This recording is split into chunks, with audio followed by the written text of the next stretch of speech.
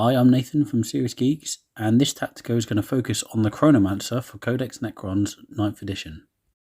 Before proceeding with this tactica, I just want to let everyone know that I'm extremely grateful for all the support that you guys have given me so far, and I wanted to say that I am fully aware that doing more than one video a week is kind of beyond me at the moment. I'm doing a lot of hours working in a run up to Christmas, so I do apologise, but I do intend to get more videos done in the new year when it's a bit quieter. For now, we'll just have to stick to one video a week and hopefully manage to get another video out during the weekend if I'm lucky. Anyway, onwards with the tactica. You can see the stat line for the Chronomancer is fairly standard. There is one notable exception to this. He has a movement value of 8, which is actually really high. Everything else, he hits on a 3+ in both weapon skill and ballistic skill. He has a strength and toughness of 4. He has 4 wounds, only 1 attack, leadership of 10, and a 4-up save. So he's not particularly tough, he's not particularly dangerous in his stat line abilities. He does have a Time Splitter Mantle, which gives him a 4-up and vulnerable save.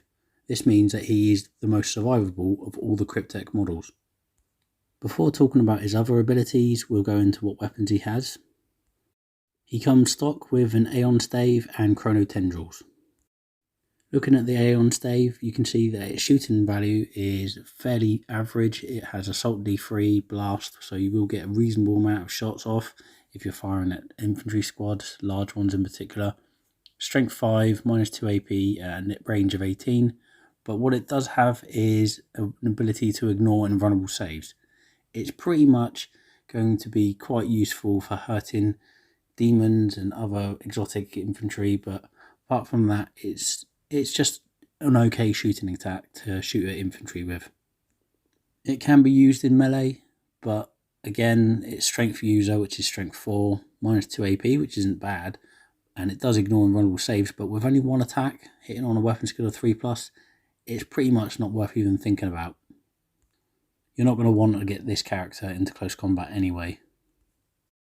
He can, crucially, upgrade the Aeon Stave for an Entropic Lance, which has the same range 18. It's only Assault 1, but it has a Strength of 8, -3 AP, and it does D3 plus 3 damage. Now that is a very effective ranged attack. I highly recommend changing your Aeon Stave to a Entropic Lance, because even in close combat it is superior. It has a -3 AP and does 3 damage. Which, again, you don't want to be in close combat with this model, but you might get there just because of the way the game is. You know, I'll explain later where he's going to be operating, most probably, and you will see that he will sometimes get caught in close combat. So it's nice to have a decent weapon if you're going to make that 1 attack a turn. Whilst talking about getting caught in close combat, you do have the Chrono Tendrils. They give an extra 3 additional attacks at the basic strength of 4, and they only have a damage of 1, no AP. It's nothing great, but at least it's extra attacks that you can kill perhaps an extra orc or something small with, or just put an extra hit on something. So yeah, this is definitely a brilliant shooting model. It has a great ranged attack, particularly in the Entropic Lance, and that will do a lot of damage to enemy vehicles or monsters. It can also be quite effective at killing heavy infantry if you need to. Looking at his abilities, he does have the Living Metal and Command Protocols rules that most characters have.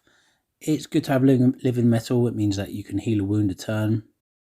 And because he's got command protocols, if you do have a noble leading your army as a warlord and you are utilising command protocols, I know that they're not the most effective rules in the game and a lot of people don't like them just because of how much bookkeeping they require. But if you are utilising them, this model can assist in that. And he's got quite a lot of movement value, so you can at least get about the board to your units to support them in that regard. Like all Crypteks, he's got the Dynastic Advisors special rule. If your army's battle-forged, then for each Cryptek unit, excluding the agents, which are basically special characters, that are included in the detachment that includes at least 1 noble, you can have a second Cryptek for no slot in the battlefield roll. Could be useful for getting an extra character in the army, so don't forget it, but it depends on your build of your army, of course. We mentioned the Time Splitter Mantle, 4+ and vulnerable save, gives him a lot of survivability that the other models don't have, but he also has a Chronomatron, which is a great little bit of kit. In your command phase, you choose 1 friendly dynasty unit within 9 of this model, and until the start of your next command phase, you can reroll charge rolls for that unit and they get 5+ invulnerable save. That is the main reason to take a Chronomancer. It is absolutely brilliant. Lastly, if we just quickly mention the keywords, he's obviously a Necron, infantry character, Cryptek, Chronomancer, but he also has Fly, which is very nice because it also means that he can get around using his movement value to where he needs to be without worrying too much about being blocked off with terrain or models. Now, before I talk about the role of a Chronomancer, I'll have to talk about the Cryptek Arcana. These special items, which are limited to just Crypteks, some of them are fairly good, they're okay, nothing is game breaking, but it's nice to have a little look over and see which ones that we can make best use of with this kind of model. Items like the Dimensional Sanctum are not particularly useful. I mean, there is a little bit of utility in being able to essentially teleport a model anywhere on the table in its deployment from turn 2 to turn 3. But let's be honest, you're not going to want to put your Cryptek, which are fairly squishy, in harm's way unless he's fairly well supported. Chronomancer specific counter temporal nanomines, they're not terrible, they're actually not bad at all really because they have a range of 18, but again they're not game breaking, so it's up to you whether you really want to utilise it or you have the points spare. What it does do though is give you a little bit of a defensive benefit. You can choose an enemy unit within 18 in the shooting phase until the start of your next turn. They have to halve advance rolls and charge rolls for that unit. So that's not terrible. I mean, it's a good way of stopping a orc horde from getting a long bomb charge on you. But again, do you really need it? It's something to carefully consider. Other things such as the Metallodermal Tesla Wave, it's also good for a defensive sort of situation. I mean, most people would consider this as a little bit frivolous, but you've got to bear in mind that Chronomancers can operate further up the table, perhaps where melee phases are going to be decisive and there will be charges that he's quite close to, in which case you can cause a bit of damage to an enemy unit. So again, that's an as and when sort of situation. You might not need it, and if you don't have the points spare, don't hesitate on removing it. So we've now had a look at the war gear. It's now time to have a look at the main role of a Chronomancer. First thing I'm going to throw out there is you never want one of these as your warlord. I just don't think that there's any warlord traits that really help them. There's nothing that they can really benefit from, and they're too squishy and soft to really be a warlord which is going to get removed off the table. Plus they're potentially going to operate in quite dangerous areas due to their 5+ invulnerable save that they grant your friendly units. So I don't really recommend making this a warlord or even giving it a warlord trait through a stratagem. Now, because of his Chronomatron, what you want to do is select a unit that absolutely has to have an invulnerable save in your turn, or a unit that you want to benefit from the reroll charge rolls, and obviously the 5+ invulnerable save won't go amiss with them as well. For this reason, one of the main roles to utilise a Chronomancer is to put it alongside your warrior blobs. You're probably going to have a Technomancer near them anyway, because he might have the ability to raise the D3 models with them, but you might also have a Cryptek control node to help nearby Doomstalkers boost up in their ballistic skills. So you might want a Chronomancer in there with them to give one of the units that's going to be targeted a 5+ invulnerable save. Perhaps a large unit of Lich Guard who don't have sword and board but have war scythes. They might actually enjoy having a 5+ invulnerable save, and they certainly will enjoy being able to reroll their charges since they're probably going to be on foot for at least a lot of the game. So the role of the Chronomancer in this regard is to make sure that your units are a lot more harder to remove. Do you want an objective to be taken and you absolutely have to hold it for a certain length of time? Maybe it's a secondary objective and there's not many units around that can actually hold that place, that area of the board, so you have to have something there that's going to survive. This is where the Chronomancer can really help out, particularly if you're up against units that might have high AP damage. His weaponry is very opportunistic. Pick a target that is a vehicle or a monster that you want to remove 3+ D3 damage from. You won't always get it, but you're going to hit on 3s and wound on 3s. Odds are they're going to fail to save, so it's not a terrible weapon. Certainly worth having pot shots at targets and feeling good about it because it's a free choice and he comes in at 80 points with that weapon. Sure, 80 points isn't too bad, but I don't think it's going to change anytime soon. I think it's quite a competitive amount, so we can probably keep him at that sort of value in our minds for quite a while. Besides, he's a very cheap model when you consider that he's going to fill up one of your compulsory HQ slots, which is a great role to use him for.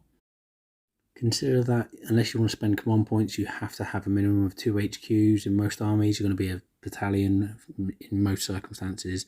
So you're going to have to consider that the Chronomancer fills out that compulsory role, and he does so at a fairly cheap points cost. Now, something I mentioned earlier is that he is going to be on the front lines quite a lot. It's not just your warriors who are going to be shot at, or your immortals that you're going to want to keep alive. Particularly your warriors only have a 4-up save, so obviously the 5-up and vulnerable is great for them. But also, I mentioned that Lich Guard would also benefit from him. This is because the reroll to your charge rolls is very crucial at overcoming general bad luck and misfortune if you're going for quite a close charge or an average charge and not wasting a command point to do so. It means that you can almost guarantee to get a charge when you're at a reasonable distance away. Say you're 7 or 8 inches away, you've got very good odds of getting in. For a slow moving unit such as Flayed Ones or Lich Guard, who are both melee units that probably require a little bit of careful planning because they need to reach their targets, the Chronomancer will really assist in that regard. Faster moving units such as Scorpec Destroyers will really enjoy the benefits of a 8-inch moving Chronomancer who can keep up with them and give them the benefits they need to better charge into close combat regularly and consistently, because that's what their job is. They have no other shooting attacks, and they are a very dangerous unit to be on the table otherwise.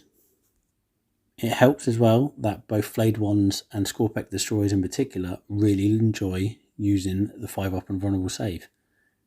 The former, Flayed Ones, because they only have a 4-up save anyway, which is not great, and the latter, the Scorpec Destroyers, will often be targeted with high-powered weapons to overcome their high toughness and the Whirling Onslaught stratagem support. If you manage to support any units getting into close combat using his special abilities, or you make a few 5-up and vulnerable saves, you will really feel like the Chronomancer has made his points back for you. This is in addition to any damage he may cause with his Entropic Lance. Before wrapping up this video, it's probably worth going over the dynastic codes, the different factions that can benefit from this model. Now, the Chronomancer doesn't actually get many benefits over and above what you might expect for most of these dynastic codes. They don't really directly help him that much. I mean, like an extra 3 range on his weapons isn't terrible. You know, an extra -1 on his AP when within half range isn't terrible, but it's not the main reason to take him. It's not make or break. But dynasties such as Novok, who get +1 to their charge rolls and are a very melee oriented dynasty anyway, they will really benefit from having a rerolled charge and a 5-up and vulnerable save in close combat. So basically, you're getting your units into close combat more consistently, spending less command points to do so, and they're having a 5-up and vulnerable save. More tenacious, much more durable. This plays up nicely to Novok's close combat melee supremacy when it comes to Necrons, so a Chronomancer will really assist here. Overall, I must say that I really think that the Chronomancer is a very nice model to have in a Necron force. Not only does it look good, it also has a solid rule set. Don't take him just for his shooting ability. If you're going to take something for its offensive capacity, take a Plasmancer. That model can shoot reasonably well and has the ability to cause mortal wounds, so if you're going to do it, use him for that instead.